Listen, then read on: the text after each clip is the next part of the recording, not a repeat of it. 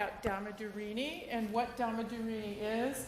Dhammadharini is two things. One, we have Dhammadharini Support Foundation, which was organized to support the bhikkhunis in their requisite.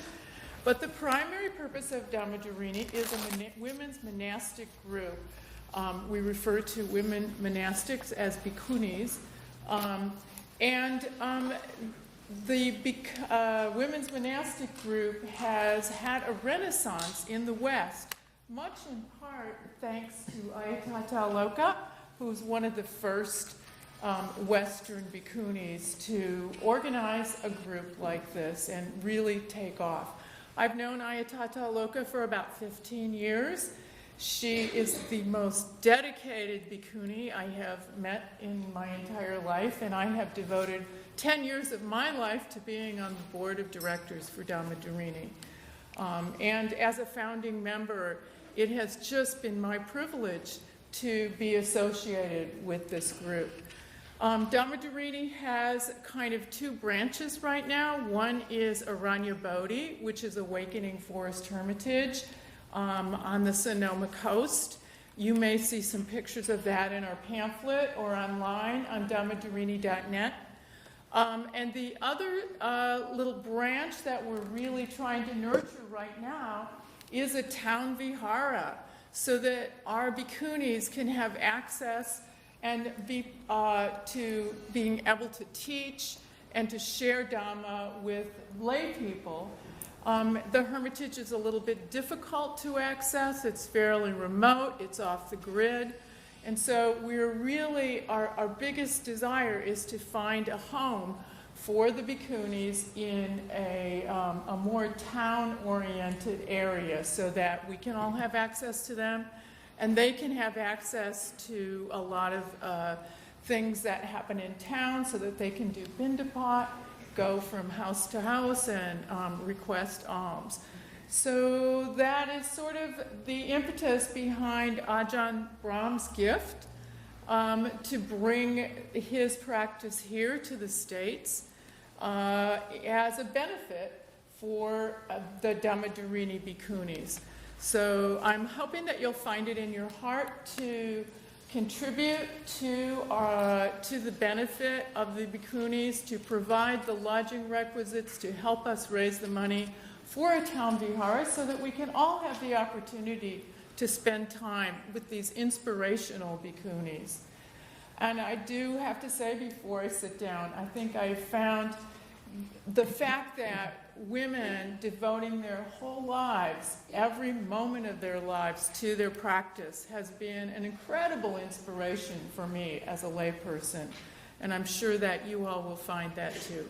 Thank you very much for being here tonight, and I hope you enjoy the talk.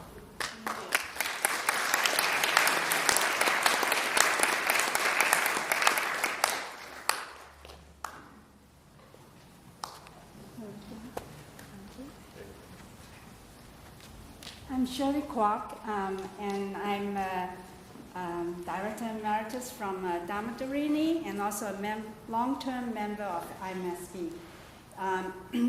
What I want to add to what Shari was saying is both Ayatata Loka and Ajahn Brahm here, they are instrumental in reviving the ordination of bhikkhunis. So both of them, we have to thank both of them. So I'm supposed to introduce Ajahn Brahm, but I don't think Ajahn Brahm needs any introduction. You are all here because you already know him. Yeah, okay. So instead of that, I would like to share with you Ajahn Brahm's selfless generosity. So, and want to tell you the story how this all teaching tour, benefit teaching tour started. So I was in Australia taking a retreat from Ajahn Brahm, and I was having a personal interview. And he, knowing the challenges for the bhikkhunis' accommodation a year ago, we have to place the bhikkhuni in a temporary a place to live. So he's asking how they are doing. So, and I just told him that we are planning to purchase a permanent place, a more permanent place. nothing's permanent, right? And he just looked me into the eye and said, I will come to California to teach for the benefit of Dhammadharini. And I just opened up my mouth. I was totally so thrilled and so shocked. I think Ajahn was really enjoying the expression on my face at that time. So that's how it all started. And so for tonight, I'm sure you will be very inspired by Ajahn, and he has inspired me to do, more than I think I can ever do. So if you're inspired, any support that you can give to Dhammadharini, we would really appreciate that. So I would like to also use this opportunity to thank Shaila Catherine, although she's not here. And I really appreciate all her support, all her continuous support for Dhammadharini since the inception of Dhammadharini. And she's an amazing mentor for me for this whole event, not just for tonight's event, it's for the whole teaching tour. She has been giving me a lot of advice. And of course, I want to thank Chris Tulloch. In absence of Shaila, she's organizing the whole event, and everything's running very smoothly. So, and her team, I don't know how many of them are there. So that's how tonight, that's all that's happening. So I'm supposed to explain. Just one more. I'm supposed to explain. Tonight, all the donation will go through IMSB, and IMSB has pledged the donation to Dhammadharini after tonight's expenses. So that's very, very generous IMSB, and I really appreciate that. And also the book sale, again, Bodhi Retreat is very generous in selling the books, and Bodhi Retreat has pledged the sales proceed to Dhammadharini. And I also appreciate that, and that's very generous of Shaila. So that's all I have to say. And now Ayah Tataloka, the founding admiral of Dhammadharini, just have a few words, So I want to say thank you to Shaila also. She was one of the founding members of Dhammadharini. So when our Buddhist monastic community began, now 10 years ago, she was there. And when Insight Meditation South Bay started 1 year later, then I was there for the opening blessing and came to share in Dhamma teachings pretty regularly for the first couple of years. So I want to say thank you very much to Shaila. She brought friends from Insight Meditation South Bay to our original rented vihara by the train tracks in the East Bay in the low-income district as the trains roared by. And we came here together. So that was a wonderful thing to support each other, and that's been going on for years. Now, 10 years we've been in existence, and our women's monastic community has been in rented places and loaned places and borrowed places. More than 400 women have applied for monastic life during that time, so in case you wonder whether anybody wants to do it and wants to enter, but we haven't had space for 400 women since I've become a preceptor. Actually, the very first time I served as a preceptor was together with Ajahn Brahm, who is here in Australia now 5 years ago. Since then, I've had the privilege of serving in the ordination of 28 women, which is really a wonderful thing. So rather than 0 of those 500 being able to make it through the cracks and come through, now at least 30 have been able to. So this is an excellent thing, and if we're able to develop a monastery in this area, I hope that many more of those women who have the aspiration, who come to us, will find a place where they are able to enter. And as the Buddha said, when you have a monastery, you have a place where all the requisites gather together. Yeah? So this is one of the really, really incredible things about having a monastery. And it's a place where the people who have the aspiration in their heart can come, where those who have ordained already can come and practice and deepen their practice within the community, so the water of the Dhamma goes down with the roots deep in this land. That will be a great blessing for all of us. And for those who just love to be with the monastics, not because you want to enter monastic life, but because you feel something special and good in it, and you just like to be together, whether for 1 day or 5 days or 10 days or a few months or even a few years of life. A monastery provides that kind of space and that kind of refuge. We have in the Bay Area, Bante's, how many for men? 60. 60 for men in the Bay Area, yes? For all different nationalities from Southeast Asia. For women, ours was our Dhammadharini, first little tiny rented temporary vihara, was the very first in the western United States. Yeah? And the very first place. The first place. Oh. But it's been hard, I tell you now, it's been 10 years, and I'm so glad people have given us space, and they've given rent, and they've offered a place on the really rough and rugged hillside north of the coast where we put up tiny simple shacks for meditation, and we've got a yurt, and there are trailers that roll molded and rotted, and but we use them for meditation, and it was great. And now it seems after a full decade, it seems like this isn't going to just vanish from American culture, but that it does have a place in it, not only for men, but for women also. And that's the way it was in the beginning of Buddhism. The Buddha ordained both men and women. There's no debate about that, as there might be in Christianity. So we don't even have confusion about it. It's just, can we do it now? In our modern culture and society and context, can we do what the Buddha did so long ago in offering equal opportunity for men and women who aspire to this way of practice, to be able to receive the support that they need, practice deeply, wake up and share that benefit with everybody? So, I hope so. I think so. As much as I know Shaila, as much as I know all of you who lead the communities here, I think that it's possible. We'll see what happens. I want to thank Ajahn Brahm. Thank you for showing up. Not only tonight,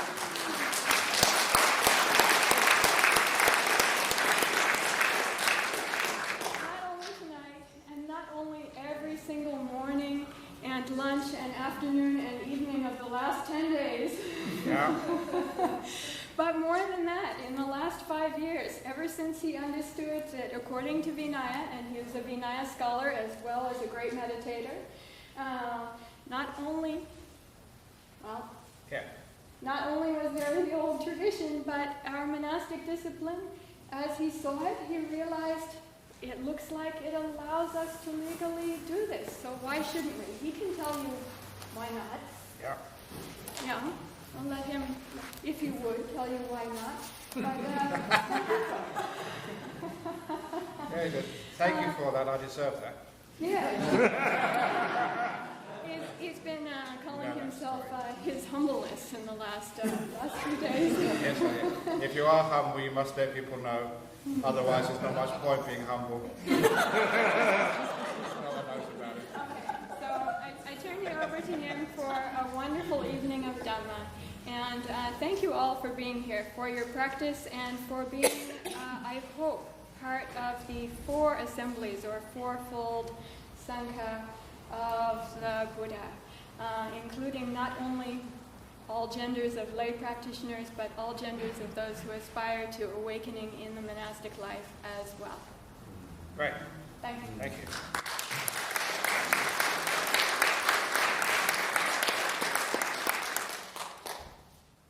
So, many of you know me from YouTube. Many of you have been my stalkers over the last week, following me everywhere. And I've taught many different teachings, and from the introduction there, I am a monk who understands that being a hypocrite is no way of actually leading anywhere, anyone, anywhere. So in life, what you believe in, you have to stand up for.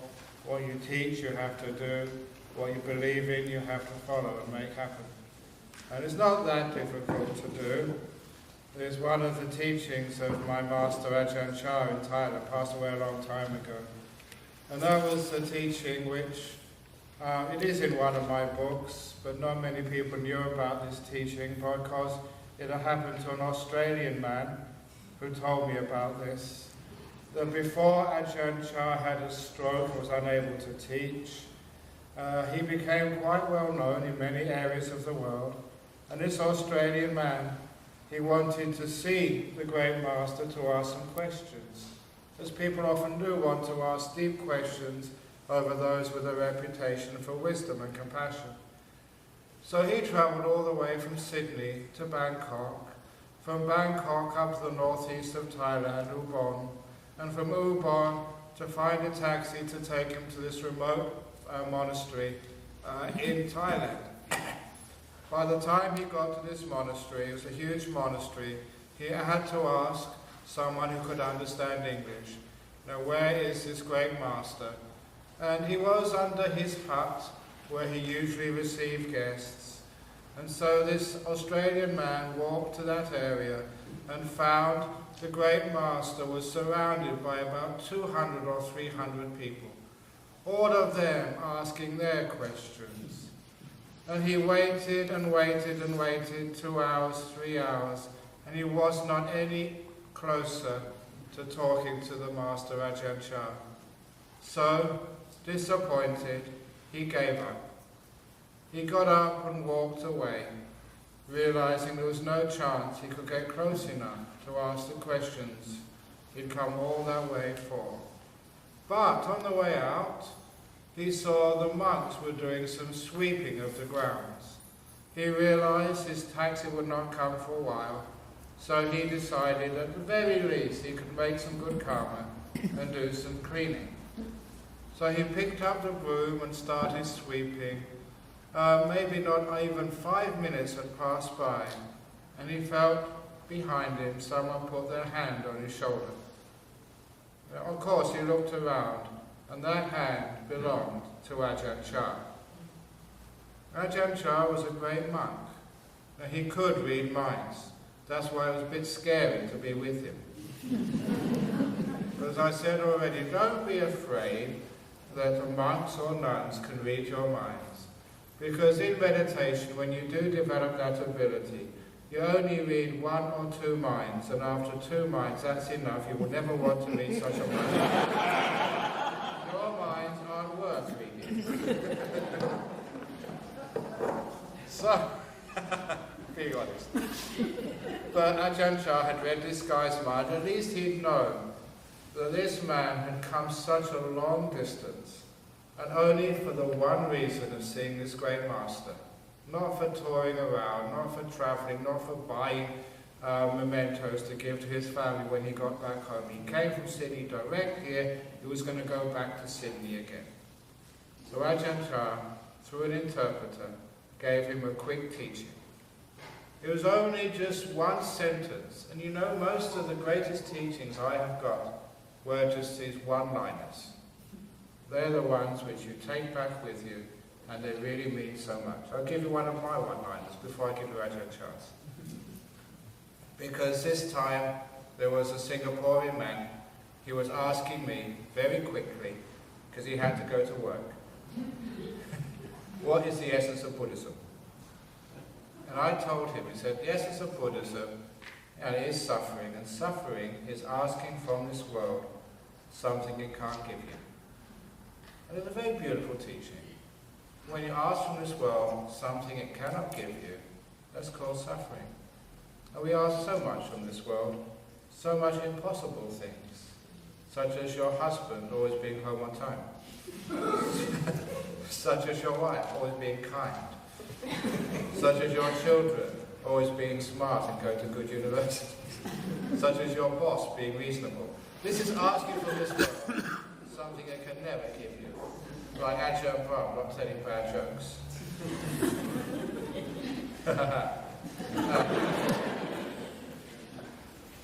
So, bad joke for today. I told so many bad jokes in the last few days. How many heard my latest bad joke? Because this hasn't been on YouTube yet. The foot joke. Only one of you, none of you have heard everything. You've been following me. Okay, a few of you heard, but most of you haven't. So here's tonight's bad joke. For those of you who want to take a toilet break, I would advise to go now. So this happened in an indigenous community, somewhere up in the mountains. And an indigenous member of this reservation, a woman, had 3 sons. And she named her first son Foot. Her second son she named Foot. And the third son, you guessed it, was named Foot. And so Foot, and Foot. They grew up together in the mountains. They played together, they learned together, they went hunting together, they got into trouble together. They were so close and had a wonderful upbringing. But when Foot turned 21, he said to his mother, "Mum, I've lived all this life in the mountains and the forest. I've never been to the city. I want to go to San Francisco to see what a city is like." And Mum said, "No, it's too dangerous. You don't belong there. You won't know what to do." And Foot said, "But I plan to take my younger brother Foot with me. Because Foot, we should be okay in the city." And after much argument, the mother relented and said, "Okay, you can go." So Foot got in the bus, and after a few hours, Foot got off the bus. They arrived in San Francisco. And they were walking down the road, enjoying the amazing, incredible sights of San Francisco, which don't exist in the forest. And Foot found a discarded hamburger on the ground. And Foot picked it up, thinking it's just like in the forest, you can pick up anything and eat it. But Foot told him, "Don't eat that because it might be dirty. You don't know how long it's been there. It might have gone off." And Foot said, "Well, it looks nice and it smells nice." And so Foot said to his brother Foot, "Why don't you try it first of all? You're the elder brother." So he gave the hamburger to Foot. And Foot took the hamburger, took one bite, and his younger brother saw, Foot saw his elder brother Foot hold his tummy, and he got very sick almost immediately. So Foot called the ambulance, and they took Foot into the ambulance, and Foot went with him, and they went to the hospital. And at the hospital, they tried their very best to cure the ailment, but poor old Foot died. And so Foot had to arrange to take the body of Foot back up to the indigenous community, where they could do the ceremonies required. And of course, the younger 2 brothers, Foot were very, very sad. And they cried for a long time. But once all the grief was over, Foot went to his mum again and said, "Mum, I only had 5 minutes in San Francisco. I hardly saw anything, mostly the inside of a hospital. Can I go back again?" And Mother said, "Of course you can't go back." And he said, "Look, I planned it already. I will go with Foot, and I'll make sure that none of us picks up any hamburgers. So Foot and Foot could go to San Francisco without any problems." And his mother said, "No, absolutely not." And Foot was so upset and said, "Why, Mother? Why can't I go?" And here is the punchline. "Because," said the mother, "of course you can't go. I've got 1 foot in the grave already."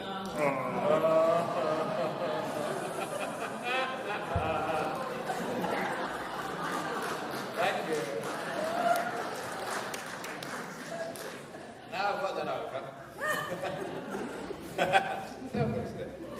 Did you not see that coming? Now, you're all supposed to be meditators, part of insight, doing compassionate work. But how many of you are not going to be able to resist telling your friends tomorrow that bad joke? Everyone complains, but they always repeat it to somebody else. Anyhow, back to this guy. Now, what Ajahn Chah told him, this one word of wisdom which was so powerful was, if you're going to sweep, give it everything you've got. And then he took his hand off the shoulder and went. Now that may seem just a little bit of advice, which is maybe, you think, ordinary. But when it comes from a great master, it means something far deeper. And on the way home, this Australian man, he contemplated it and he realized what it meant. It meant that when you're working, you give work 100%. You don't think of the family you're going to go to later on. You don't think of the cricket match which is on the TV tonight. You don't think of anything, you focus fully on the work. When you're with your family, you're 100% with your family. You're not thinking about the work or the meal. When you're eating, you give eating everything it's got. When you go to bed at night, you don't think about the work you have to do tomorrow or the arguments you had today. You give rest everything you've got. And even when you're meditating, you give meditation everything you've got. You don't think of what's coming afterwards. As for me, I'm giving this talk everything I've got. I'm not thinking of the bed which is waiting for me later, or the flight back to Australia tomorrow, and the talk I will have to give a couple of hours after I land from this long flight. You don't think of anything like that. You give this moment everything you've got. And this Australian came to tell me this over in Perth, and he said that was the secret of becoming a millionaire in this business, having a beautiful family, really good meditation. That simple teaching had made all the difference in his life. Because what most people do is they save something for later. So when you are working, you don't work really hard, you go save something for later on when you go and do some volunteer work, for the Insight Meditation Society. When you're in the Insight Meditation Society, you don't give everything you've got. You save a bit more for later on. When you're eating, you're thinking of work. When you're working, you're thinking of eating. You're never really totally here. And when you're talking to somebody, you're trying to get rid of them. You're not trying to give everything you've got because you're trying to save something for later on. That is not the way to success in life. The way to success is always, in this moment, give it everything you've got. That actually creates energy. You become a highly energetic person, full of effort, full of power, because every moment, whatever you do, you give it 100%. Now, a lot of times, people can't even sleep at night. The reason is because they don't give sleep everything they've got. They're just thinking of work, or they're worrying about things. So I ask people, if you want to have a good sleep at night, how many of you sleep with your shoes on or your slippers on in bed? It's a filthy habit. No one does that. So I advise people, when you go to bed tonight, when you take off your left slipper or shoe, look at the left shoe or slipper as your past. You don't take the past into bed with you. You take it off before you get into bed and you tuck it under the mattress or under the bedstead. And then when you take off your right foot, identify the right foot with your future. Of all the things you're going to have to do tomorrow morning, take that off and put it under the bed. And if you associate your left slipper with the past, the right slipper with the future, you really associate that and put it under the bed, there's a good chance that the real past and the real future will also be left under the bed. So that when you are sleeping, you give sleep everything you've got. Not worrying what happened before. Not concerned about what's coming after, so you can sleep really well. And you give meditation everything you've got. Whatever you're doing, give it everything you've got. And that was the secret of success for Ajahn Brahm. The reason I tell this story is because later on, we've already flagged this already. Later on, we're hoping you're going to give some donations to Dhammadharini. So when you start giving a donation, please remember the secret of success is give it everything you've got.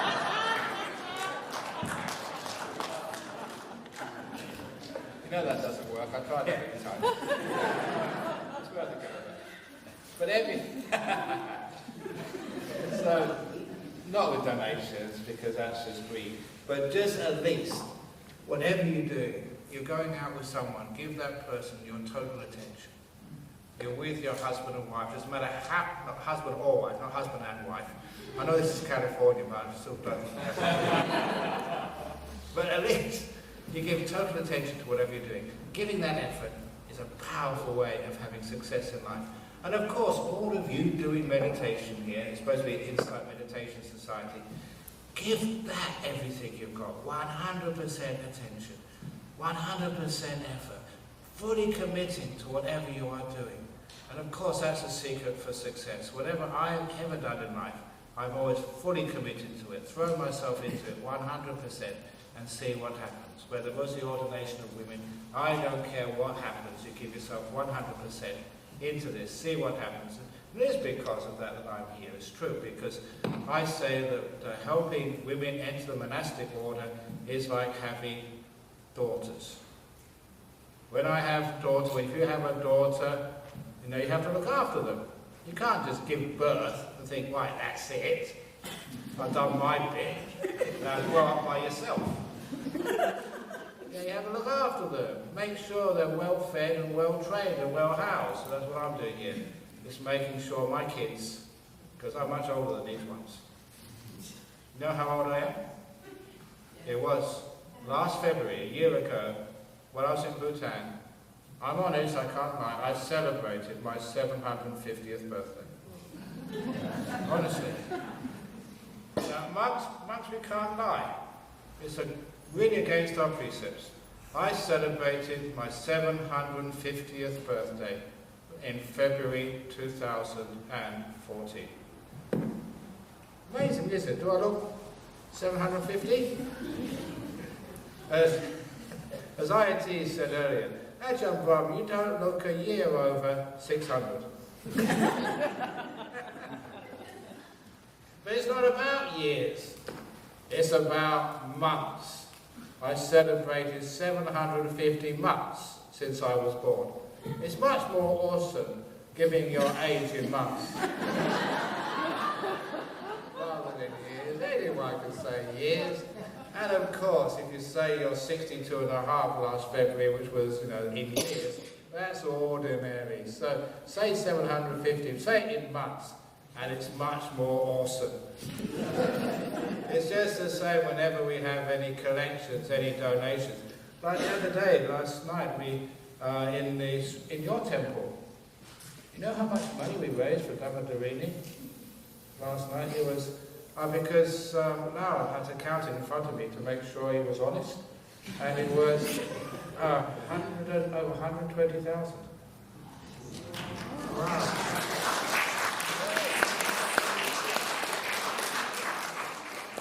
Cents.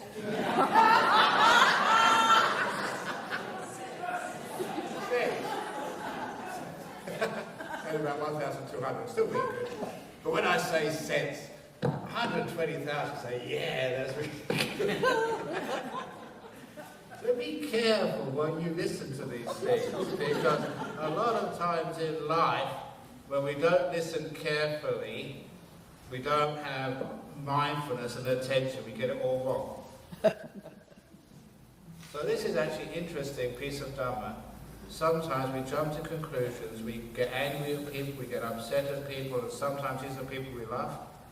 It's just because we haven't been listening closely. Like this story. This is in the Dhamma book, but this actually happened. Many years ago, maybe about 20 years ago, there were lots of scandals happening in Thailand, in the tradition from which I came from. Monks having mistresses, monks taking drugs, monks getting drunk. And there were so many that were front page news, because naughty monks are very interesting. Monks who behave, no one wants to know about those. It's true, isn't it?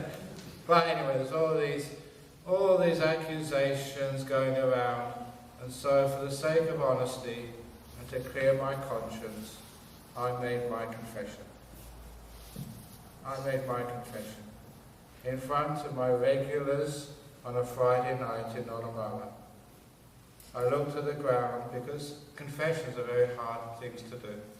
But it's really important you're honest. It's much better to clear your conscience. So at least you're being honest with everybody.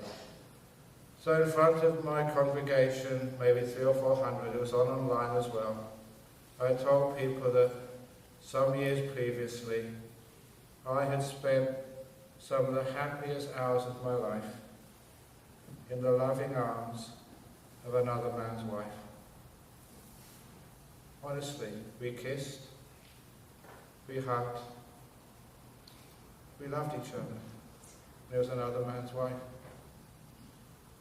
And people, they almost went for the door. They said, "Oh no, not Ajahn Brahm." And then I said, "That woman was my mother." How many of you did I get?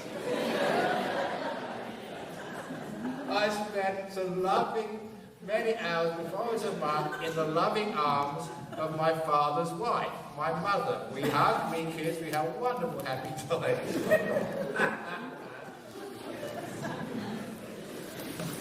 How many of you jumped to the conclusion, "Oh my goodness, he did this as a monk"? I never said when I was a monk, I said many years previously. And I said, "Another man's wife," you think that's adultery. You see that it was my mum. So I say that story because sometimes when we listen to other people, what they say, sometimes we think we understand. And we get very upset and angry, and we realise we said the wrong thing, and that causes so much harm. Which is one of the reasons why, don't get angry, please give other people the benefit of the doubt. If they do something or say something, don't think they're being mean and nasty to you. Maybe say that they must have had a bad day today. Something went wrong to them. Or, as this story, one of my other favourite stories, comes. I haven't told this since I was here. This is a story of the lovely husband who had the afternoon off work, and his wife was cooking dinner, and his wife said to him, "Darling, I've run out of eggs. Would you mind going to the market and getting some eggs for me?" And the husband said, "Sure, darling, but I've never been to the market before. Can you give me instructions?" And so the wife gave him the basket, gave him some money, and drew him a little map of how to get to the market and where the egg stall is. And he happily took the basket and the money and walked to the market to help his dear wife. And when he got into the marketplace, looking around for the egg stall, this young man came up, maybe about 16 or 17 years of age, and went right in front of the husband and said, "My God, you're so ugly. You've got a face like a camel." The back end of a camel, that is, not the front end. "And I don't know what you've been using for soap or deodorant, but you smell like dog poo." And the husband, "I don't even know you. Why are you saying these terrible things to me? In the market, in front of everybody." But that didn't stop this young man. This young man really got into it. Now, I can't say to you what this young man said to the husband, because I'm a monk. We have very sensitive nuns over there. And I was sure you've heard worse, living in California. But he was scolded, berated, cursed, abused, and the poor husband hadn't done anything, didn't even know the guy. It was in public. And the husband got so upset and embarrassed, he turned around and went home. And when he got home, he slammed the door. And his wife said, "You're early, darling." "Yes, and don't ever send me to that stupid market ever again. People are so uncivilized there. I don't know why they go there anyway. They're so bad, they don't know how to treat anybody." He was so upset. And when someone's upset, just let them, say what they need to say. Soon they run out of puff, like I did very early because I'm old. And I was over 750. I've got to look after myself. So when he paused, his wife inquired, "What happened?" And he told the story of this young man. And the wife said, "Oh, it's him. That poor boy, when he was 5 or 6, had an accident. He fell on the ground and hit his head. Because of the concussion, he's brain damaged. That poor boy does that to all of us from time to time, sometimes to me, sometimes to others. He's brain damaged. No, he can't go to school. He will never find a job in this world. He will never find a nice wife to share his life with. He's crazy. So, we let him stay in the market, someplace he can go, we can give him some food during lunchtime. We don't mind that because he's a crazy boy. And as soon as the husband realised that he'd been abused, told off and scolded by someone who was not in their real mind, all his anger and embarrassment faded away. And when his wife saw that he was no longer upset, she told her husband, "Darling, I still need those eggs." Okay, don't mind that boy. I won't mind that boy now. I know what the truth is. So he went into the market again, and this boy came up to him again. "Hey, close your eyes, everybody. Here comes a guy with a face like the back of a camel. Hold your noses. Here comes dog shit." But this time it didn't matter, because he realised that poor boy was crazy. And the poor boy scolded him and abused him all the way to the egg store, and the lady selling the eggs said, "Don't mind him, he hit his egg. Yeah, I just found out, what a shame." Isn't it a tragedy what happens to some people? And all the time the boy was scolding this man. And so he could get the eggs and walk home without getting upset at all, because he realised the boy was crazy. And the moral of that story is, all you guys, if you come home from work late, and if your wife starts shouting at you for this or for that, no need to be upset or get upset back, because just give her the benefit of the doubt. Think she must have hit her head today.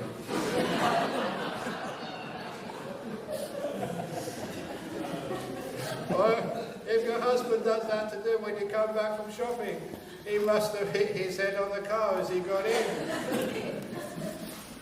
Brain damage. Because in the Dharma, getting angry is called temporary insanity. Something has happened to make you insane. No one in their right mind will get angry at anybody else. It's only when you're in your wrong mind or out of your mind you get angry. So if someone gets angry at you, remember that story. The boss just hit his head this morning. That's why he's so angry and upset. That means it takes away your response, which means they don't get angry back because you don't feed it with your response. But if you ever want to calm down anyone who's angry, maybe it's your family or your friends, a very wonderful way is if someone shouts at you, they go right in front of you, tell you all the things you've done wrong, what a terrible person you are. When they're finished, don't defend yourself straight away. Use the 30 seconds of silence technique. They've just been shouting at you, telling you all the things you're doing wrong. Pause and look at them for 30 seconds. Give them a chance to reflect on what they've just said. Because a lot of the time, as soon as they stop, then you give back. They don't have time to be mindful of what they've just done. It's a very powerful technique, because if they get angry at you and you pause for 30 seconds, hold it back. You won't even want to defend yourself. You don't need to. Hold it back, be silent, look in their eyes, hold them. And then when they've got that 30 seconds, a lot of time they realise how stupid they have been, how uncivilized, how bad they have been. And they won't get angry at you again. Don't try and defend yourself. You don't need to. You've done nothing wrong. They need that time, small time, to be able to overcome, rather to reflect on what they've just done. Very beautiful way of dealing with anger of others. Because all people who get angry at you, they're in a bad space. And as Holiness the Dalai Lama once said, don't worry about the harm they did to you. Yeah, they got angry at you, they shouted at you, they're a bad person. But even if you're in the office there, you only have to live with them 6-7 hours a day, 5 days a week. They have to live with themselves 24 hours a day for the rest of their life, poor things. And that actually gives you compassion for people who get angry and upset at you. And it's actually wonderful if you do not respond with anger, because the person getting angry realises that actually you understand them. You understand they're not getting angry at you, they're getting angry because they're hurting inside. Whenever we get angry at others, it is temporary insanity. It is coming from the pain inside our heart. Whenever you got angry at others, it's because you're so frustrated. You're at the end of your tether. I've seen people getting angry at traffic lights. How many of you got angry at your computer? Stupid computer when it crashes. Look, the computer hasn't got it in for you. The computer does that because you press the wrong button. It's not the computer's fault. Stop shouting at it. Or the traffic light, it's not their fault. It's just you. So sometimes it gets frustrating in life. And a lot of our anger, where does it come from anyway? We're asking from life something it can't give us. And out of frustration we get angry, thinking that getting angry can make things happen our way. It doesn't. I was going off to Indonesia from Australia once to give some talks. I was flying Garuda, the Indonesian airline. As soon as I checked in, they said, "I'm sorry, sir, but the plane is delayed." How long for? 24 hours. Okay, 24 hours. I was going to give a talk that night. You can't do anything about it. When the plane's delayed, it's delayed. Other people, I saw them banging on the counter. "You can't do this to me. Why do you do this to me? It's wrong to do this to me. I've got an appointment. You can't do this." And all they got out of that was a sore hand. It did not make the plane come any quicker. Now, how stupid can people be? And anyway, there was a reason why the train was delayed. This was a time of bird flu. Remember the bird flu epidemic in Southeast Asia? And Garuda's a bird. So the aircraft got bird flu. That's why it couldn't come that day. That was my explanation. Well, why do we get angry about things which we cannot change? So ask yourself before you get angry, is your anger going to help anyway? Is it going to make things better? A lot of times it doesn't. So please, before you get angry, please reflect. Now, is this going to help anybody? Is it going to make things better? Am I going to get my own way when I get angry? You don't usually. And even if you are angry for a just cause, for example, stopping bhikkhunis, stopping women joining an order. Now, getting angry for these things doesn't really help. It doesn't, because people don't see your argument, they only see your anger. Which is one of the reasons why, whenever you do have a point to make it peacefully, calmly. Otherwise, people just see your anger, they don't see the argument.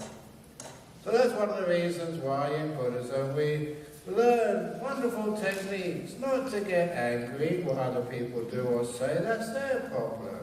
We learn how to be peaceful and kind so that we can subdue anger.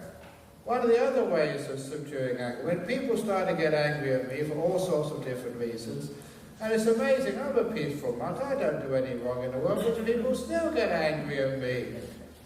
Maybe for telling bad jokes, or for not doing more, for being lazy, for being a bludger. You should get a proper job, Ajahn Brahm, instead of just sucking on the hard-earned earnings of other people. Why don't you do something in this world instead of living on charity? Because it's true, I don't do a paid day's work in my life. All of my work is unpaid. But it's because you give to other people in all sorts of other ways. That's why people look after you. But they get angry at you sometimes. Even, I'm in a Christian church here, even Christians get angry for me, for converting Christians to being Buddhists. I don't know how many of you were Christians before, but imagine the Christians who come here and they say, "Well, Ajahn Brahm, you converted too many of ours. We're getting very angry at you." And then, just before I left, one of the Christian people started getting angry at me, arguing with me. They said, "There's nothing higher than God." And I said, "Actually, I agree with you. Nothing is much higher than God. Emptiness, space is the most." I said, "That's not what we meant." But it was a good argument anyway. So instead of letting people argue with, there's other ways of doing things. On that, because we're in a church right now, how many of you were at the talk I gave in the Sri Lankan temple in Sacramento, other than the nuns? You've been following me everywhere. Only one or two. Okay, you shared it with us as well. There we had a bishop come to my talk. And instead of having disharmony between religions, How can actually you use the wisdom of non-anger to create some mutual understanding? And so because we had a bishop and another priest at this temple, I decided to tell us another story about, I love stories because stories convey information better than any other teachings. And it was a time when I was with a friend of mine who was an abbot of a Benedictine monastery. Now we were really close friends, to show how close friends we were, because we would discuss abbot business. There's only one other abbot in Western Australia.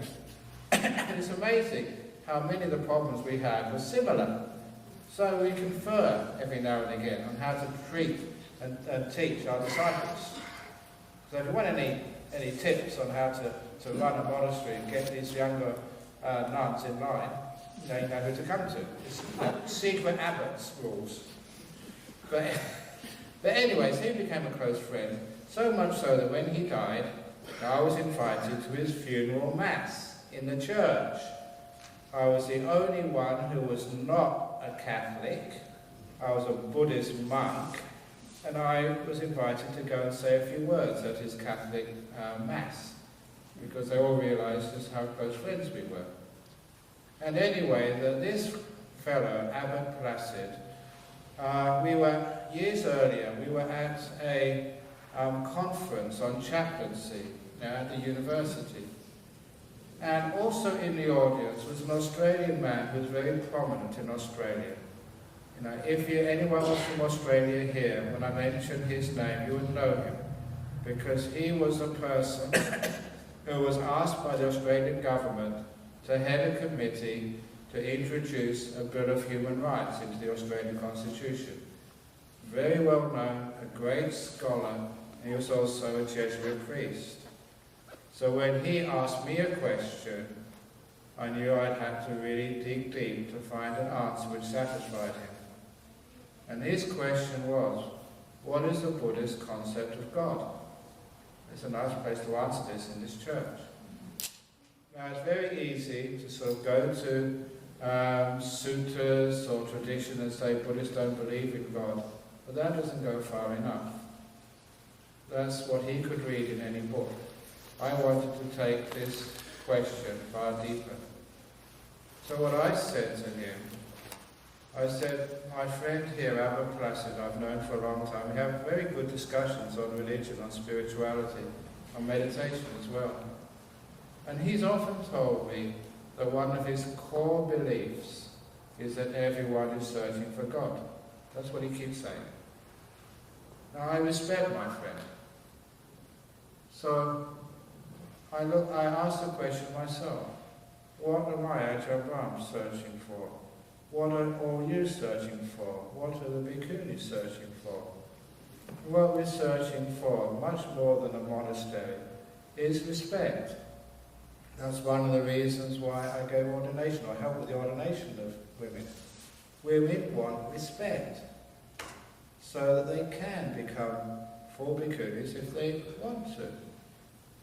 People, they want to be loved, to give and receive love. People want to know truth. They want to find peace in their life, in the world.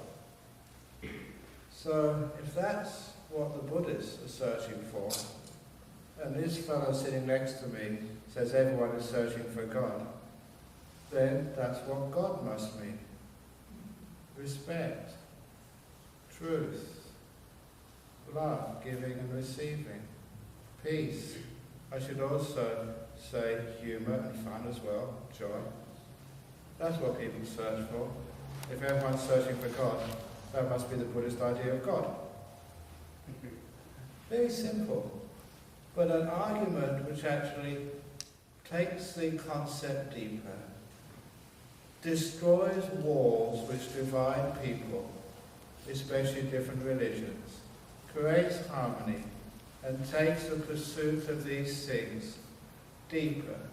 So instead of arguing with one another, fighting one another, having wars and blowing up one another, we can say, well, if God is those things, let's search together for respect, for women, old people, indigenous people, people from different races, people of different languages and cultures, respect, kindness, love, truth, and also fun.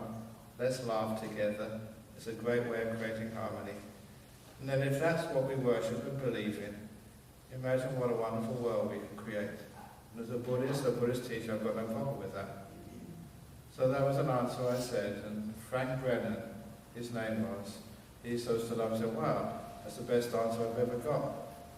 I haven't got good answers from that even from Christians, and you're a Buddhist, thank you.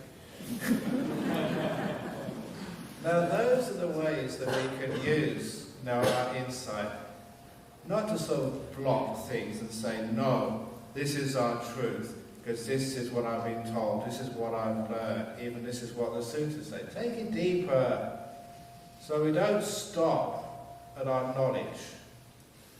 We can take it deeper into truth. It's one of the other sayings, the one-liners, never let your learning stand in the way of truth. Just like doctors sometimes. I don't know, many doctors I've known have said, they're looking at a patient, everything they're told says that they've got this disease, but they know in their intuition, in their heart, they've got something else. And they follow their intuition, and that is right. That is what cures that patient. Sometimes what you're told, your knowledge, stands in the way of truth. Never let that happen. So this is one of the ways we can develop deeper insight. Anger, they need to be told. I need to defend myself. I'm not going to allow myself to be a doormat. Don't let yourself be exploited. Ha ha ha. The meaning of my life is to be exploited. Exploit me. INT, you've been exploiting me for the last of how many days, and I'm very happy for you to do so. Next week I'll be exploited by people in Hong Kong. That's my life. You squeeze me for everything I've got. But I don't mind that, it's good fun. So this is the meaning of my life. To give. As much as I can. You give me food, and I give me everything I've got. Whatever I do, I give it everything I've got. Put everything into it. So those are just a few reflections. And I did what that's just over 40 minutes. And I did, 50 minutes. I did also want to have a lot of Q&A this evening, because this is my last gig here in San Fran. And I want to have you asking any more questions about meditation, about life, about nuns, about anything before I leave. This is the last chance. So thank you for listening to that. Now, any questions, comments or complaints?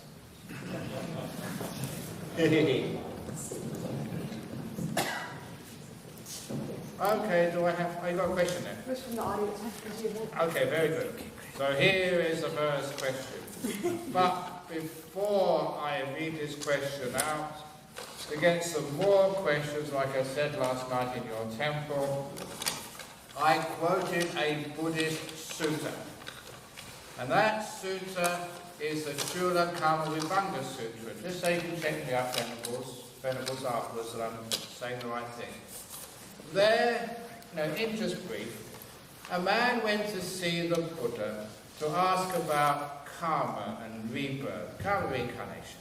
In particular, he said that why is it that some people work really, really hard and it's still difficult to make ends meet, to pay the bills and get ahead?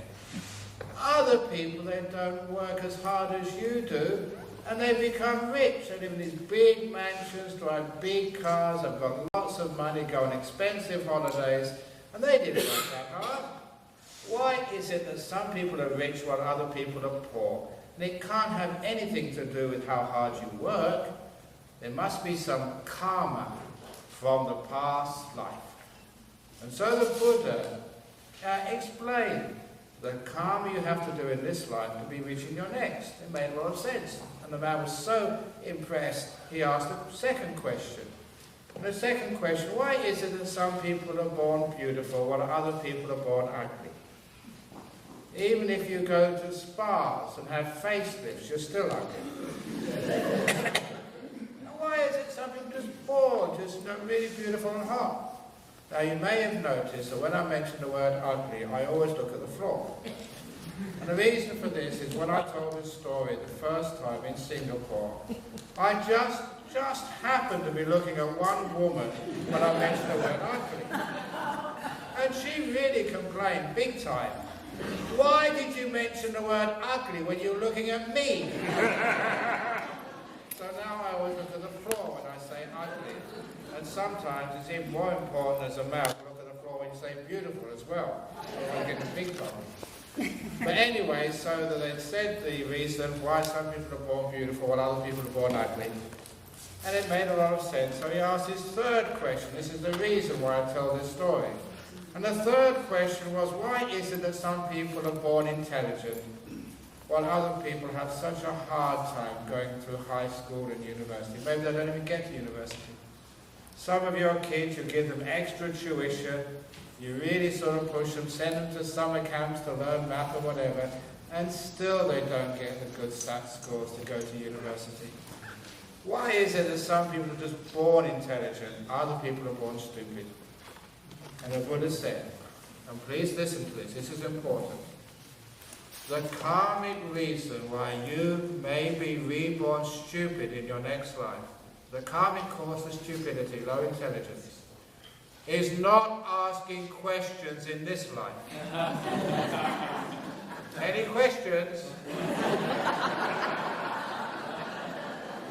I always get some questions. So while you're thinking of your questions, so you don't have to work so hard in school next life, here's the first question. Could you kindly explain Vipassana and Samatha meditation methods, the difference and benefits, if any, between the two? I have listened to one of your YouTube Dhamma discussions where you explain this very clearly, but I'd like to hear one more time from you. Thank you for the great service you do for me and the rest of the world. May you have the blessings of the triple gem. Thank you, I deserve that. I think last night I gave the talk on praise. And when you're praised, please receive it. People give you praise, don't throw it away. It's a great gift. It makes you feel good either. And you don't get a big head when you acknowledge people's praise. You just get a big heart. It's true. So Vipassana and Samatha meditation. I mentioned this in the one-day retreat in Spirit Rock with another of my stories. There was this couple who lived in San Fran.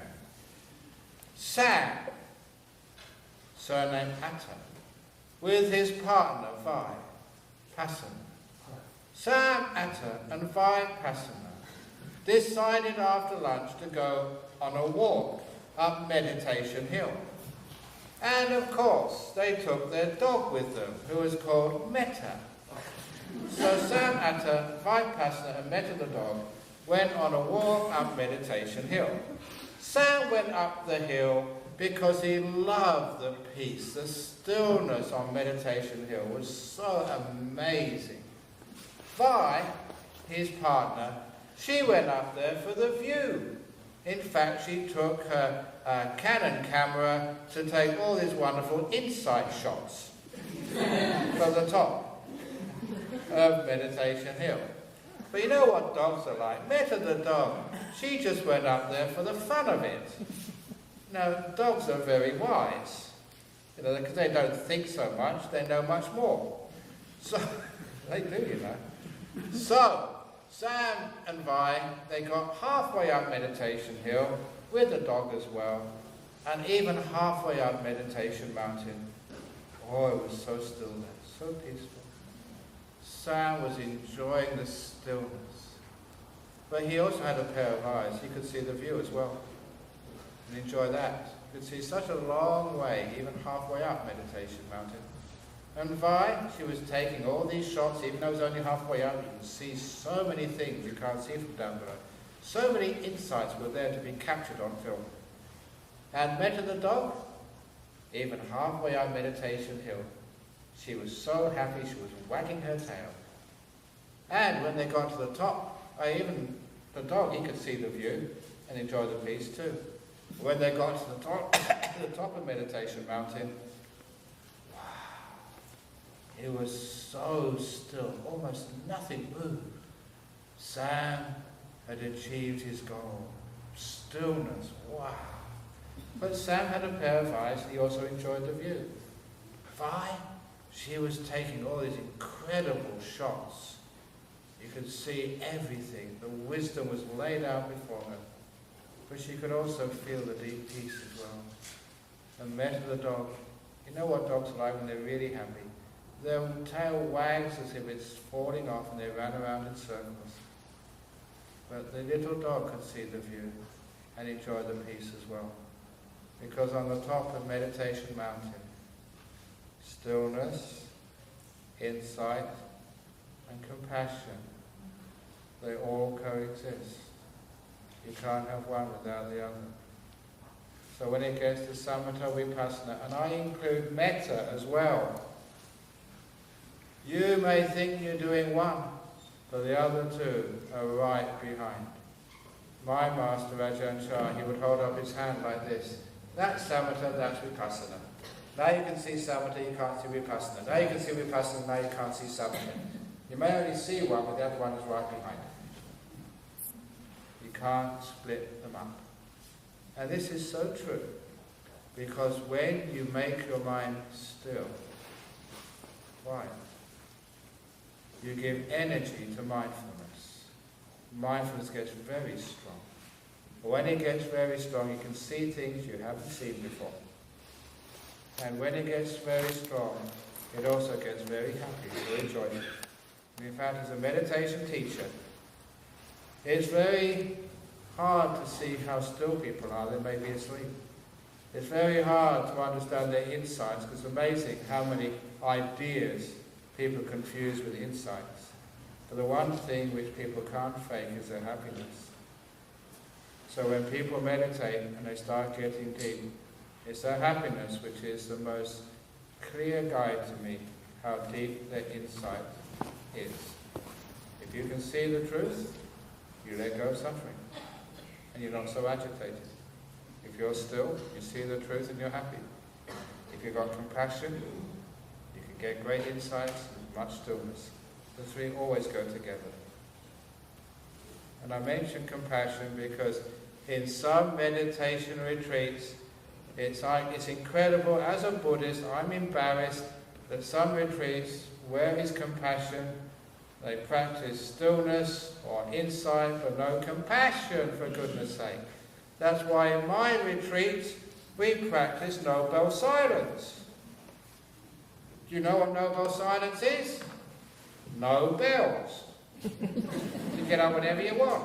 When people are motivated enough in the West, you know, they want to get up when they've had their sleep. You get a bell coming up, and then, my goodness, you know, it wakes you up. You're in a bad mood all day. Other times, you're just about to get enlightened, and some idiot rings the bell. What would have happened if there was a bell under the Bodhi tree when the Buddha was getting enlightened? I never finished yet, but you've got to go to bed. So in my retreats, out of kindness, no bell, silence. And you know that it's incredible, when you practice no bell silence, there are some people, every retreat I teach, get such deep meditation that they qualify to win the Nobel Peace Prize. It does work when you don't control people. And I must say this story, it's funny but it's also true. When I was in Hong Kong, I'm going there again next week, you know, you meet many monks. Hong Kong is like a crossroad, many monks from many lands come there, you know, East Asia, and not that far from Southeast Asia. And I was staying in one monastery. There was Theravada monks, Tibetan monks, Chinese monks, me. And over breakfast, you know, monks, we tell gossip, you know, what's happening in China with Buddhism, what's happening over in Australia. I don't know, I haven't told you this, but I'm having great success in Australia. Amazing how far Buddhism is going in Australia. And to show you how far it's going, in my monastery, we now have many Buddhist kangaroos. Buddhist kangaroos now. You know how I know they're Buddhists, not Christian? Because the Christian kangaroos, there's still a few left, the Christian kangaroos hold their paws like this. And the Buddhist kangaroos do this.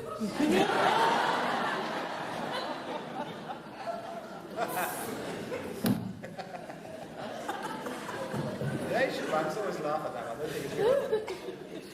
Converted the kangaroos. But anyway, in this monastery in Hong Kong, this Chinese monk from mainland China, he told me what happened during a Zen retreat in mainland China.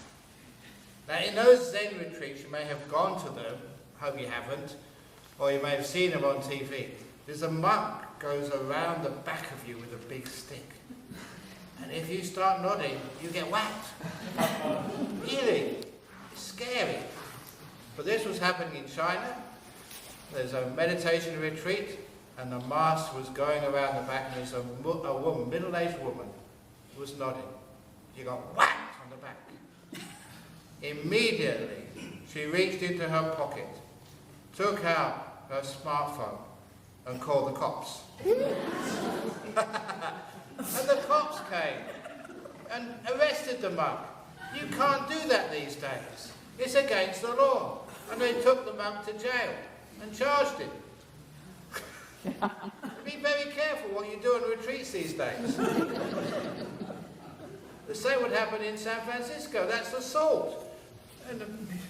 So that's why I don't like. Be careful. Any Zen monks here, please warn them. We don't want them going to jail. But I asked myself, what on earth is happening that you do have those things in the world? Monks hitting people. That's no way to teach Buddhism. It's supposed to be compassion and kindness.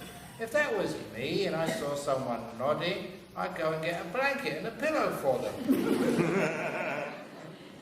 That's kindness. They'll get away from that tiredness after a while.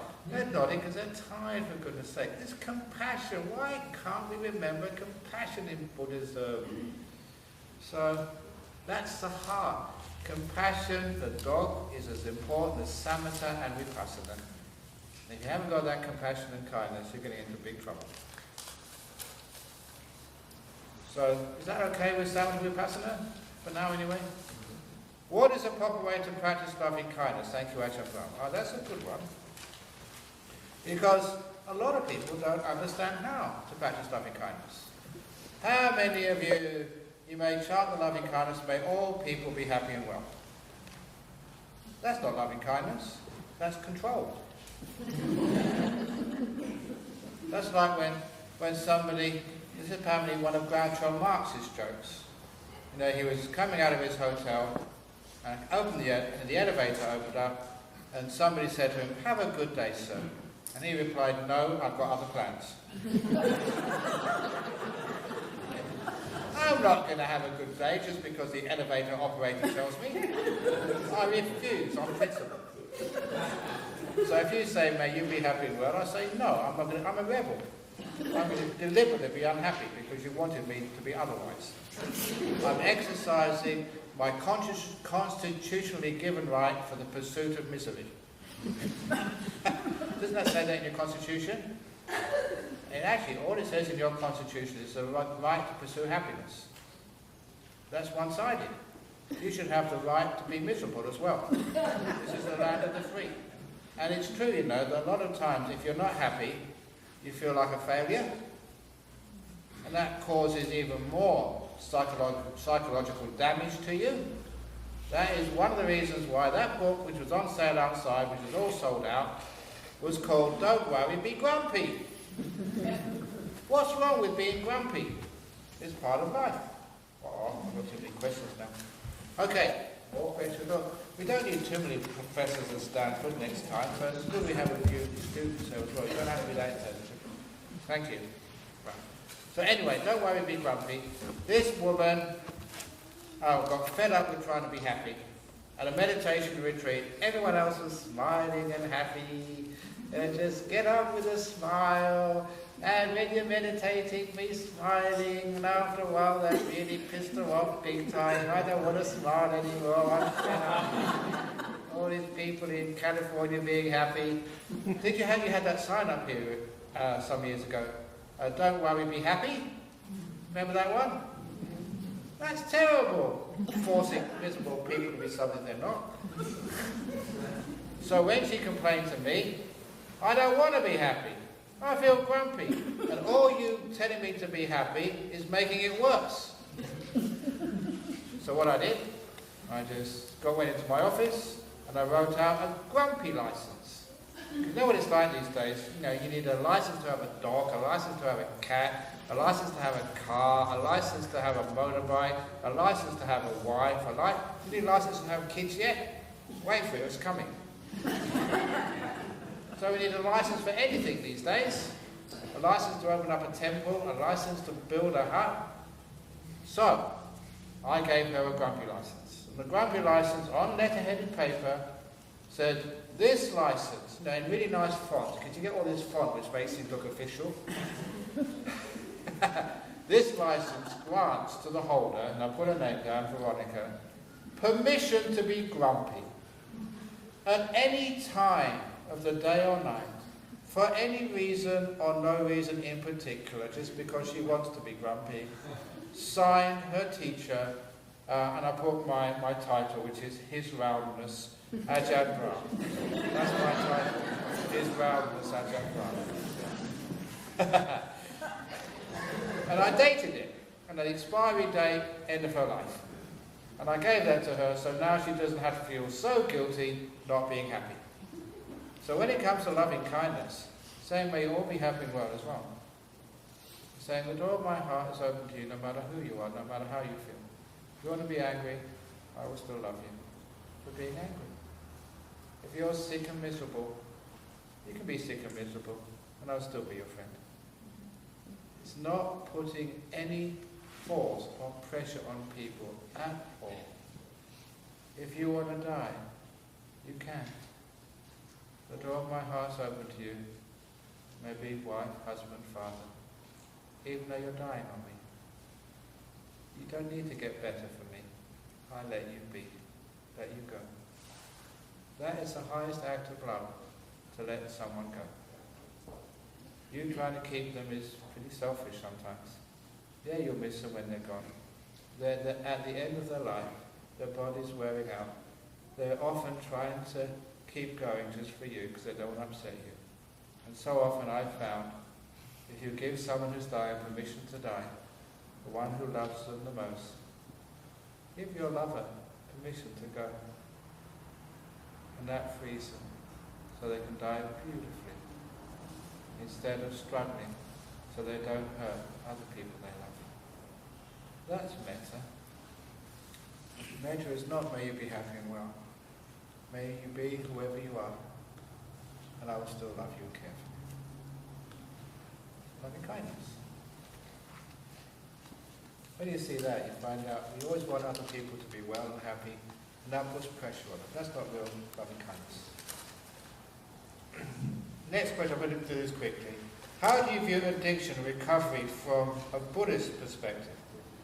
Addiction, it's a difficult thing because once you're addicted, every day you have to say a no 1,000 times. You only have to say yes once and you're back again. So it's a very difficult thing to be addicted. So obviously using force, willpower, is really not enough. You have to use some willpower, but it's very hard to win by willpower alone. So the other thing is you use wisdom power. And the wisdom power is the things of your addiction that have to be so distant from you. You know, the alcohol can't be in your house. The cigarettes have to be way in another room or even further away. So that it takes a lot of effort for you actually to say yes. Obviously, you know, if the liquor is right next to your bed, you're going to drink it. The cigarette is just in the drawer. Before you even know, you're doing anything, it's in your mouth, lips. So you have to have those strategies to put these things a long way away from you. If you're addicted to, say, pornography on the internet, you have to put the computer a long way away from you. And you put sometimes putting the filters on don't work. And I was talking to one of my young monks, these young guys, and they said, I can get around any barrier. There's smart people, that's your kids. They go to school and they talk about how you can overcome all these protective barriers. It's not that hard because these kids are smart. They can hack into the CIA computer. You think you can stop them? So you have to put these things away from people to stop those addictions. And the last thing is, all addictive behavior you find is self-destructive. And a lot of times it is because this terrible thing we have in the West, lack of self-esteem, lack of self-worth, basically hating yourself. Now that may be a bit hard to say, but that's so true. And all it needs is that powerful story, opening the door of your heart again. And this is, I've told this so many times, but my goodness, it works. There comes a time in everybody's life when a quiet time, when you feel the courage and the strength to look at yourself in the mirror or just feel yourself and say, me, this person I've lived with for such a long time, this person has been hurt terribly, very afraid, vulnerable and fragile. Me, who's done some very bad things to others as well. The door of my heart is fully open to me, whoever I am, whatever I've done. You open the door up to yourself. That's a very powerful moment for people when they do it properly. And the simile which I give is, I gave this a day or two ago, I'll give it again here. You imagine a heart in your chest somewhere. If you haven't done biology, just one of those hearts you saw the Valentine's Day cards 2 weeks ago. And you imagine just two doors opening up and a staircase coming down. In the heart is all the part of you which you like, respect, all the happy, wonderful times you've had, and all the things of yourself you're proud of. The things you respect, which you've let inside your heart a long time ago. And the reason you put the ladder down is because outside, on the bottom, are all those parts of you which you're embarrassed about, which you'd rather never existed. The times when you were really abused badly. The times when you really needed some help and you were beaten, even raped by people you trusted. And that part of you is outside. The times you've done really bad things to others, cruel things which have hurt them terribly, that part of you is also outside. You're rejecting it. You're not loving it. And in this moment, you see all those little beings, part of who you are, outside, on the bottom. And you invite them in. Come up and come in. I'm not going to reject you anymore. I'm not going to keep you out of my heart. I'm going to invite you all in. And in this little imaginary exercise, you actually imagine all these little parts of you, the time when you were a young boy, a young girl, coming up the ladder or the steps. The nice part of you, the stuff you respect, embracing. Coming home, forgiving, being at one. And every part of you comes inside. So you can really say, me, all of me, since the earliest time I can remember, the door of my heart is open. No matter who you are, no matter what you did, no matter what you experienced. You're part of me. I'm not trying to change you. I'm trying to care for you. Come in. It's a really, really powerful moment when you do that. Catharsis happens. Those things which were problems the reason why you never liked yourself. God, you're at peace with yourself. You may not be the best person in the world. You're a beautiful one. And the simile is what allows you to love yourself and allow all this stuff in. Is again, said it many times on this trip, the simile of the tree. To understand the simile of the tree, I ask people to go into a wood or a forest and find a tree which is dead straight, which is not leaning to the left or the right, which is not crooked, with all the branches in the right place, only green leaves, no yellow leaves, no brown leaves, and no leaves which have been eaten by the bugs. Just perfectly green leaves, and a bark which is smooth and not damaged. If you find a tree like that, it's very rare. It's usually in some government plantation or in somebody's garden. In the natural forests and woods, all the trees are bent and crooked. All the trees have branches that have been ripped off them, and in the holes left by those ripped off branches, that's where birds and other animals make their nests. And there's many yellow and brown leaves, and the bark is all burnt, twisted, with these cankers on them. Those are natural trees. And if you go on a walk in the forest, I'm sure you'll agree with me, the most beautiful trees are the ones which have been damaged by the storms, bent all over, all twisted and crooked, and all the bark, the trunk, all rough and scarred. They are the beautiful trees in the forest. So, if you are one of those trees, damaged goods, victims of horrendous pasts, welcome. You belong as one of the most beautiful trees in the forest of humanity. Welcome.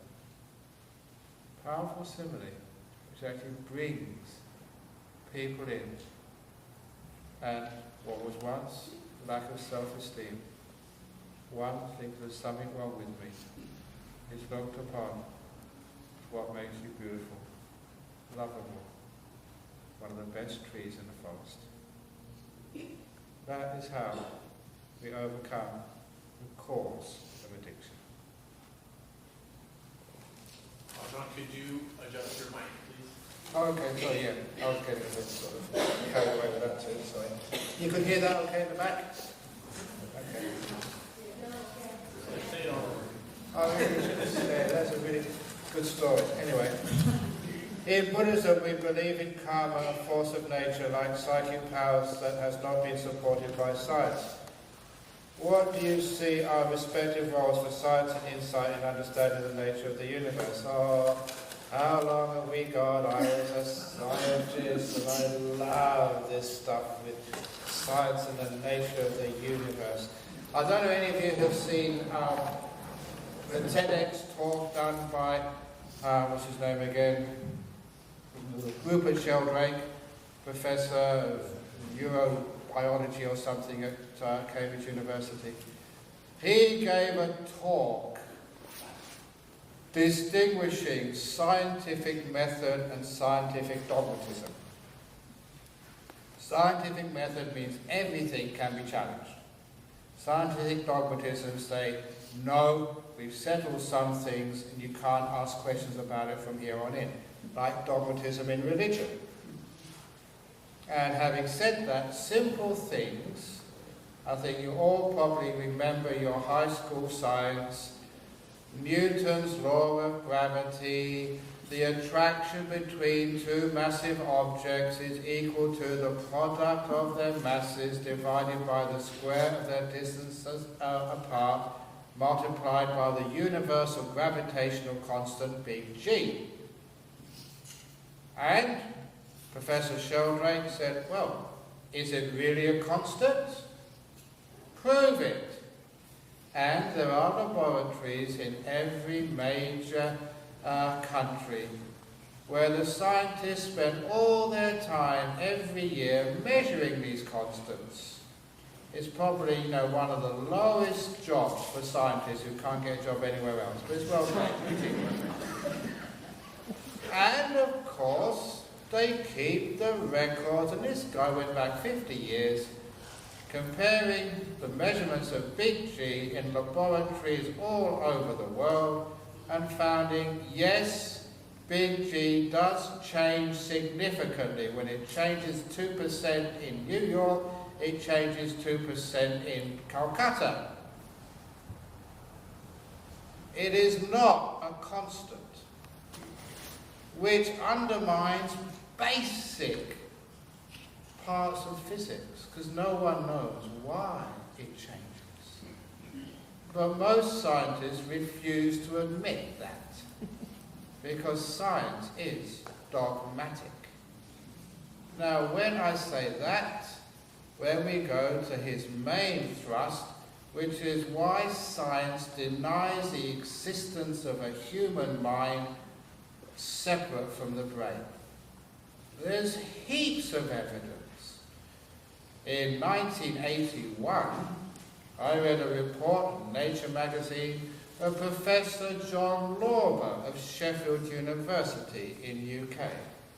His field of research was how the distorted shape of human skulls affects people's intelligence and social skills. Not everybody's skulls are the same shape, and some are so badly distorted, he wanted to find out what effect this had. So in his college, he would notice, no one else would know, when your skull was slightly deformed and not one of the normal skull shapes. He found one young student, he was doing postgrad work in math, very intelligent guy, he got a first class in his bachelor's, and he had a slightly deformed skull shape. So this professor gave him an MRI scan of his brain and found out that he had no brain. And he became called the boy with no brain. He had 1% cerebral cortex, nothing else. Only 1%. Everything else was cerebral fluid.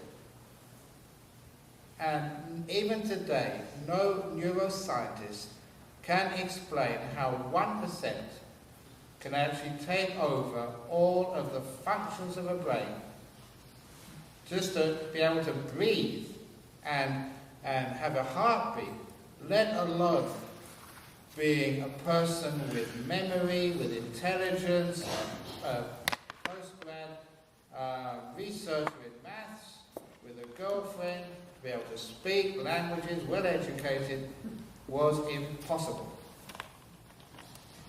The boy with no brain.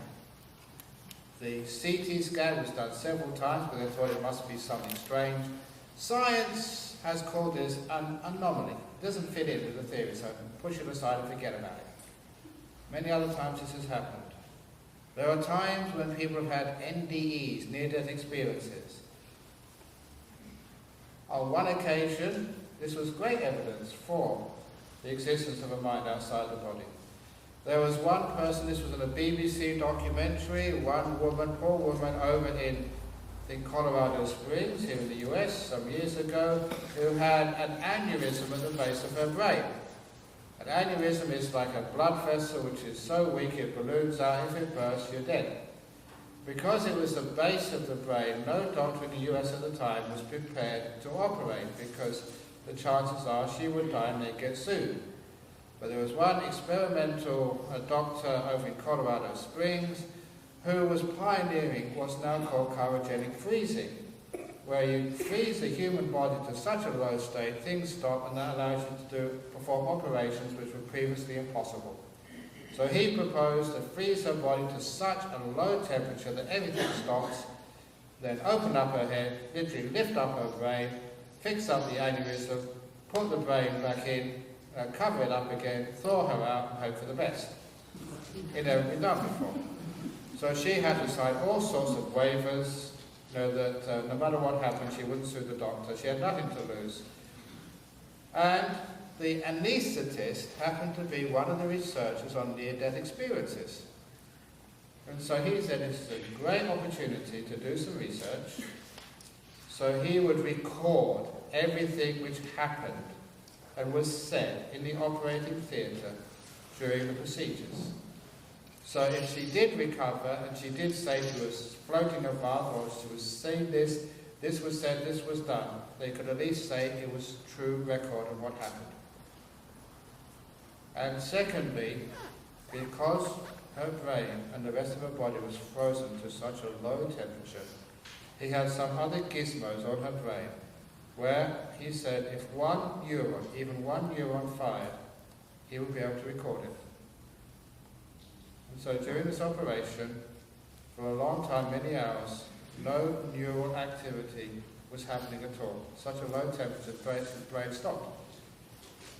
And she had full record of what happened. Full near-death experience, seeing all the conversations, hearing everything, seeing what was done. And that was very convincing evidence, because this was things which were said and done at a time when her brain was actually not working at all.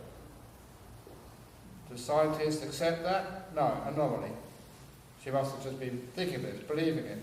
I really get pissed off at scientists, because I was trained as a scientist. Whatever the evidence says, you have to accept it or explain it in a way which is far more convincing than a near-death experience. That your mind was actually existing when your brain was not functioning.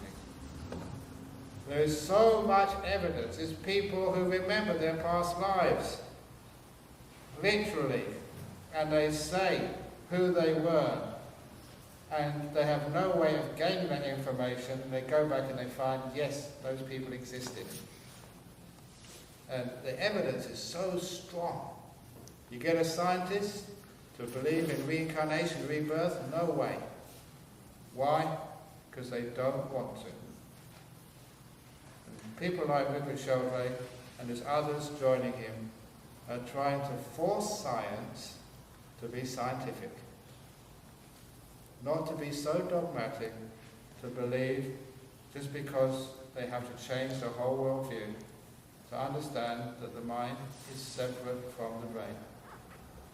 Once you can do things like that, things like rebirth, reincarnation, come as truths which you can't deny. All those stupid arguments saying there's more people alive today than ever been dead, so there can't be reincarnation. Such a stupid argument. There are, true, more people alive today than have ever lived, but there's so many animals, especially the higher animals, who are dead. And that's where some of the people have come from. Many people alive today were animals in their previous life. The animal kingdom, if you like, for want of a better word, has diminished enormously as the human population has increased. But when you understand that many of our children were animals before, it explains much of juvenile behaviour, especially in Oakland in LA. So anyway, that's a big thing with me with science. And even when it comes to basic physics, quantum physics, as I say, you don't need to know quantum physics, but it is clear, it is fundamental, Schrödinger equation. You need a mind to create reality. Without a mind, without observation, without a knowing, reality doesn't exist. That's a fundamental fact of Schrödinger's equation in physics.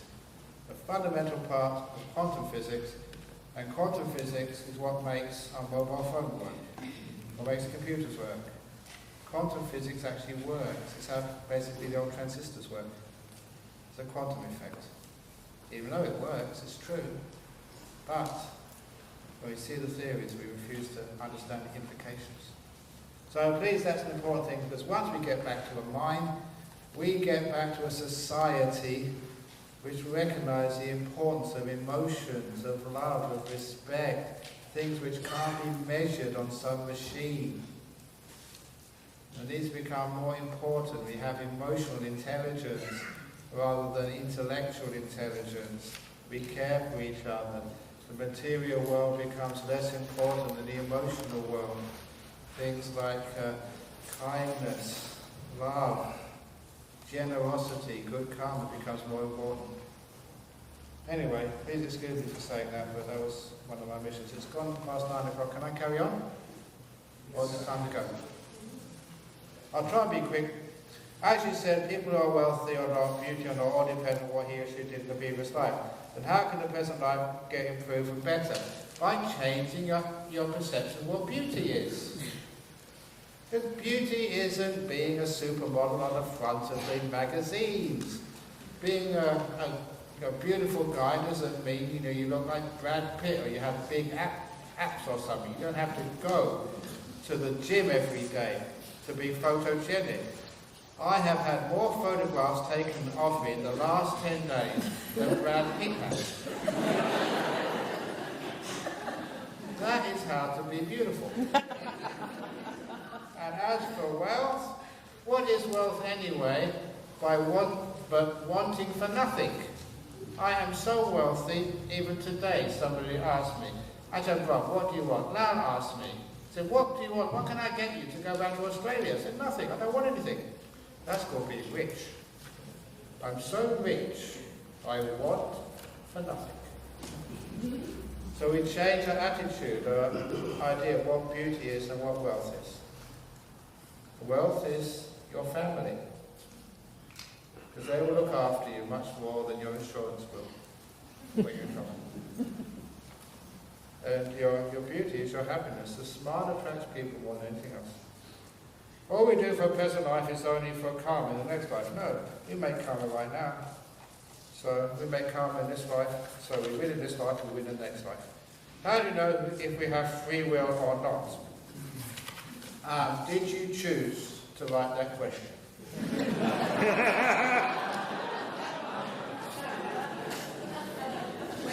What questions do you have that you didn't have an answer for and want to answer what questions do you have that you don't have an answer for?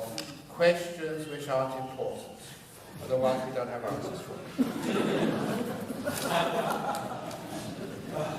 Ajahn Brahm, some say meditation can be very dangerous if you practice incorrectly. For example, getting into darker side of the practice if you choose wrong tradition. Can you expand on this topic? What do you recommend? Thank you for coming to California.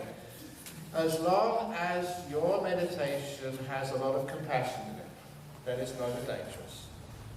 Please don't forget kindness, gentleness to yourself and others. So, for example, if you're meditating and your legs hurt, move them. One of my friends, Ajahn Brahm, when he was young, he decided to sit through pain. To sit for 10 or 12 hours, doesn't matter how much it hurt, he is not going to move. So afterwards, we had to send him to hospital for double knee reconstruction. That is stupidity. That is not wisdom. That is not kindness. That's where you get into trouble. Being a control freak rather than being a kindness freak. So your meditation, wisdom power, not willpower. Kindness, that is a way to become enlightened. Please don't forget kindness in life. Even Buddhists can be so cruel to one another. How do you help people who is at near death in two situations? A person who knows meditation and a person who doesn't know meditation. Thank you, Ajahn Brahm. If they're close to death and they know meditation, it depends what type of meditation they know. Many people meditate, they think they know meditation. No, they don't. If they know meditation, they won't be scared at all because you're about to die. And if you're a good person, you made lots of good karma, you've given lots of donations to Dhammadharini, then you're going to go to heaven when you die. At least you're going to get a good rebirth. You're going to have a wonderful time. So a good meditator is never afraid of death. Their attitude to death can be explained by this simile. Suppose Dhammadharini had a competition. They maybe sold raffle tickets. to raise funds for their monastery. And the prize was a first-class ticket for two on United Airways to Hawaii, where you and a friend would stay in a 6-star hotel by the beach. You have free entry to the spa every day. You'll be able to eat in fancy restaurants, whatever you want, all paid for by Dhammadharini. And you'll each have $1,000 to spend each day during the 14-day holiday. Now, and that was a prize, and you found out that today you won that prize. And 2 weeks later, you'll be able to go on this wonderful holiday to Hawaii. Would you be happy? Would you be excited? Most people would. If it wasn't Hawaii, you could choose another destination. So most people will be very happy. And in fact, after 1 week, they'll be thinking, I can't wait to get to Hawaii. 3 days, it'll all be packed. The night before, they won't be able to go to sleep. They'll be so excited. Tomorrow I'm going to Hawaii. First class. 6-star hotel. $1,000 by the beach. Oh, so wonderful. And in fact, if it was at all possible, you'd ask, can I go earlier? Now, which is better? Going to heaven or going to Hawaii? Most people say, who are in the know, going to heaven is much better than going to Hawaii. So why is it when the doctor says, you've won this prize, you are going to heaven? Your cancer is terminal. It says you've got 2 weeks to live. Why can't you say, can't you make it 6 days? I want to go early, I can't wait. Wouldn't it be after, you said 12 days to live, after the 11th day you'd be so excited? Tomorrow I'm going to die. I'm going to die tomorrow. I'm going to heaven tomorrow. Oh, yeah, wow. Well, that's the attitude if you're a meditator. You can't wait. As your president used to say, bring it on, doctor, bring it on. And if any of you, if you are at the end of life, is it allowed to have euthanasia in California? No. It's not allowed. And sometimes I think euthanasia is a good thing. But anyway, if you want to get around the law, and I should say I'm getting in trouble for this anyway, here we go. I'm going on a plane tomorrow so I can escape. It's very easy to actually commit euthanasia these days. You don't need to sort of get any drugs from Mexico. All you need to do is on your Facebook page, draw a cartoon of Mohammed, put your address underneath, and in 24 hours, you'll be euthanized.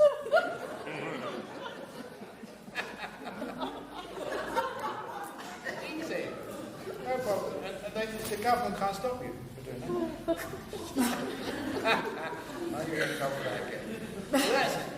That is actually, if you're a meditator, you should actually be, if you're a non-meditator, they're just a number of great things. As I said already, give your loved one permission to die.